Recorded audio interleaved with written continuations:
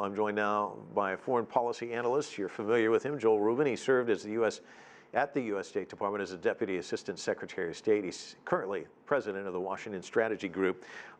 Trump, even before this announcement, even before he hit the stage, this tweet about we're going to round up millions of illegal aliens starting next week.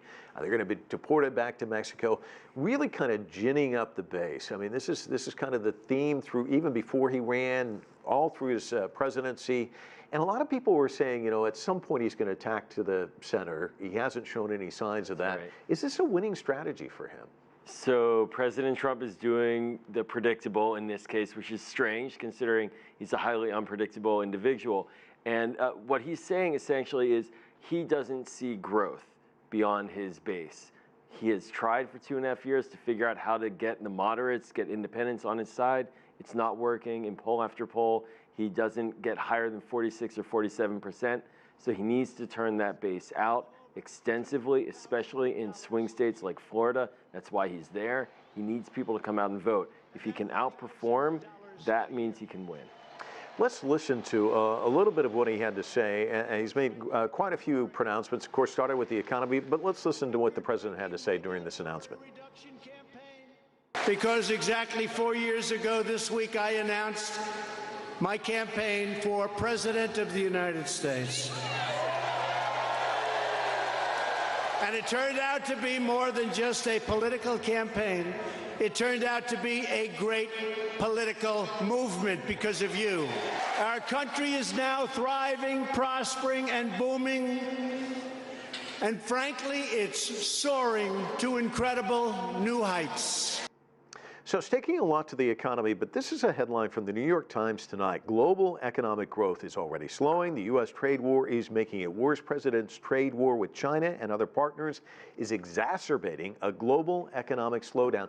There's a risk, isn't there, tacking everything to the economy? There's a real risk, and in a way, he's playing the last war, the one that he lost in 2018, where his advisors wanted him to talk about the economy. He didn't. He talked about social issues. He talked about immigration, and Democrats won handily. Now maybe he's talking about the economy, but the real risk is, as you're describing, a year from now, we could be in a very different situation. And in fact, the economy, the performance of it, it was kind of juiced, I would like to say, where a lot of tax cuts and money was pumped into the economy, but increasing our debt. And now there's no more money for that, and there's really not a lot of options for him to strengthen the economy. So he's running a big risk with this strategy. And then, of course, the polls have not been kind to him. Even his own internal polls, firing some of the pollsters. Fire the messenger. Yeah, fire the messenger. But even in Florida, the most recent poll showing him lagging behind Joe Biden by about 9 percentage points. So this is kind of, in many respects, although we must say he was behind Hillary Clinton